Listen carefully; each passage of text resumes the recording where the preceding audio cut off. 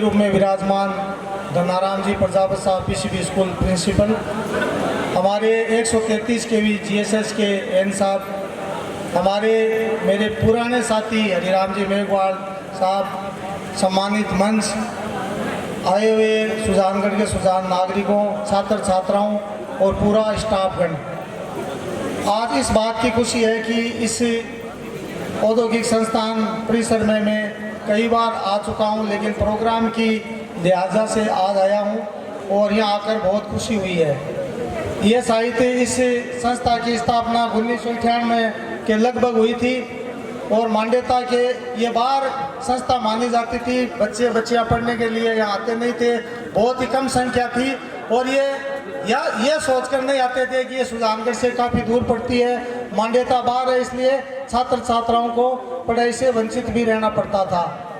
सब पूर्व वक्ताओं ने पूरी आपको बताई, हरिराम जी ने पूरी विस्तार से शिक्षा इस संस्था के बारे में बताई। मैं तो ये निवेदन करना चाहूँगा छात्र छात्र बहनों भाइयों से कि आने वाला समय शिक्षा की दृष्टि से बहुत ही महत्वपूर्ण है और जब ये संस्था खोली गई थी तब ITI कॉलेज का नाम लेते थे या बच्चा यहाँ से पढ़कर जाता था, प्रमाण पत्र लेकर जाता था, तो मैंने देखा है कि कई लोग उनकी हंसी उड़ाते थे कि ITI का क्या लेना देना है, क्या प्रमाण पत्र है, उसका कुछ नहीं होने वाला है।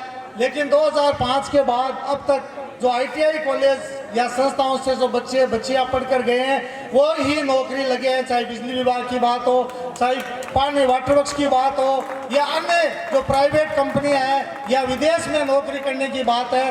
तो ये ITI कॉलेज जो आज दिनों दिन बच्चों छात्र छात्राओं के प्रति जो रुझान ITI में होता जा रहा है, मैं पुनः आपसे ये निवेदन करना चाहूँगा कि भाइयों बहनों, आने वाला समय शिक्षा की दृष्टि से बहुत महत्वपूर्ण है। आपको बहुत ही इस शिक्षा में आपको अव्वल आना पड़ेगा, कई कंपटीशन लड़ने पड़ेंगे।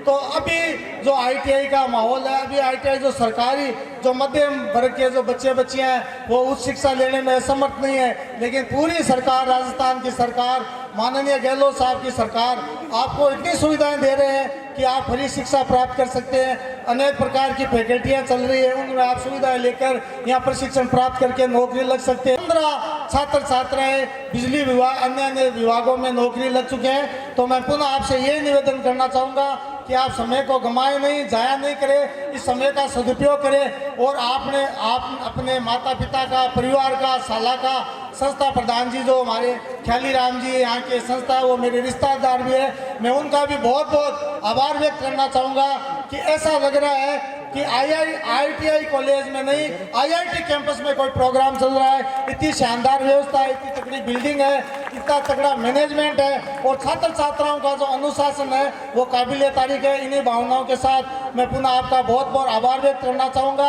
आपने मुझे बुलाया, मान सम्मान दिया, इस लायक समझा।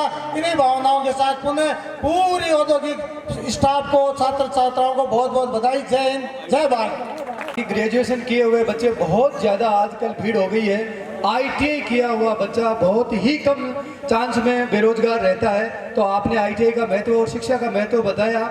शिक्षा बहुत ज़रूरी है क्योंकि जब पहले हम गुलाम थे तो एक सबसे मोटा कारण था हम लोगों में शिक्षा नहीं थी, इसलिए हमने बहुत ज़्यादा गुलामी सहन करी है। जो जो शिक्षा का विस्तार हुआ हमें पता चल गया और हम उन गुलामी की बेड़ियों से निकल कर आज़ाद हो गए। तो शिक्षा बहुत ही ज़रूरी है। किसी समाज को, किसी देश को, किसी जाति को अगर आगे उठाना है, ऊपर ले जाना है तो शिक्षा बहुत ज़रूरी है। तो सर्वोपरि बढ़ना है तो हर प्रत्येक, चाहे बच्ची हो चाहे बच्चा हो, सबको पढ़ना है और आगे तक जाना है। बहुत बहुत धन्यवाद।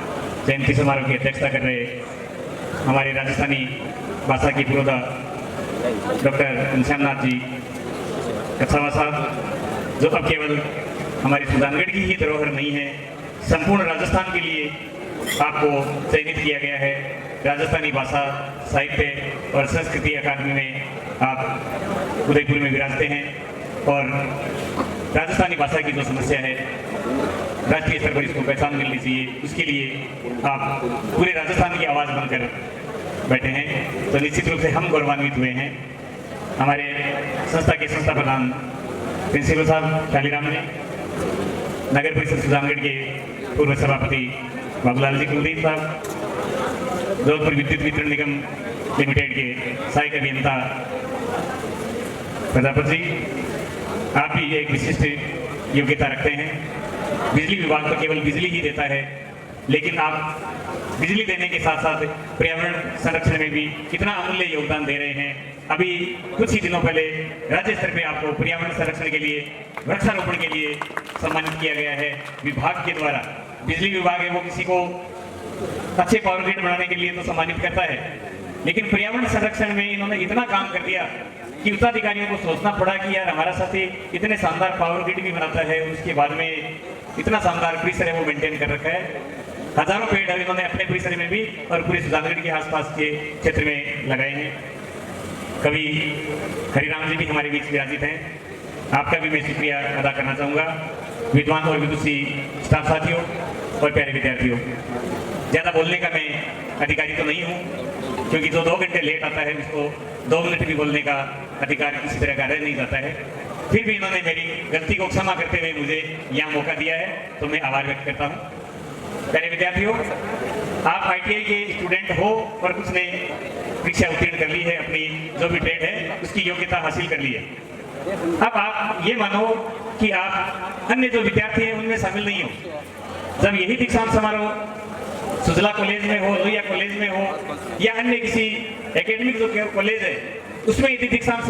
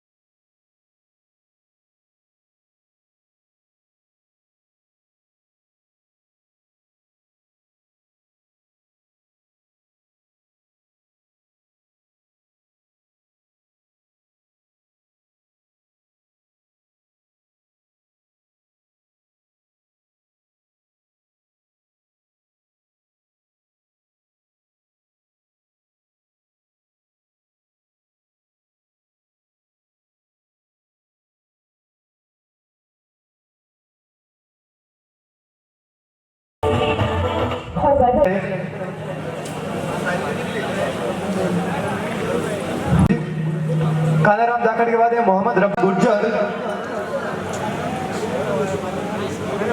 पृथ्वीराज, माया प्रजापति,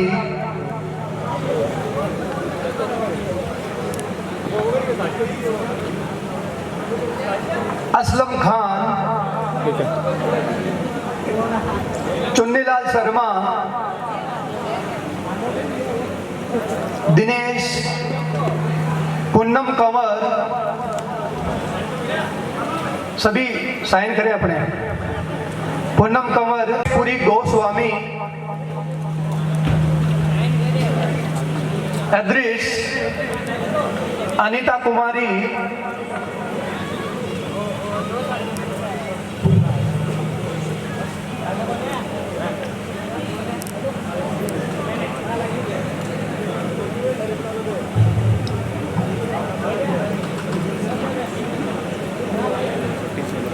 अनीता कुमारी, ठीक है सर, अभिषेक रेगर,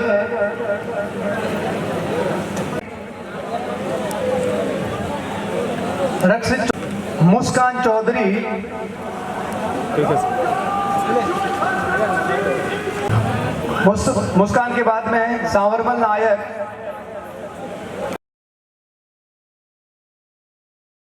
प्रजापत, ओके सर। हसीना के बाद में Vinod Prajapat, okay sir.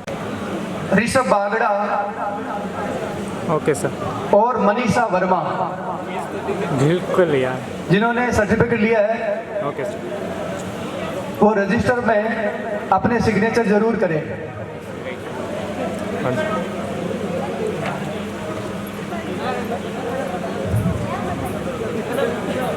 Okay sir. अब मेरा निवेदन है, मुकुल शिकलीगर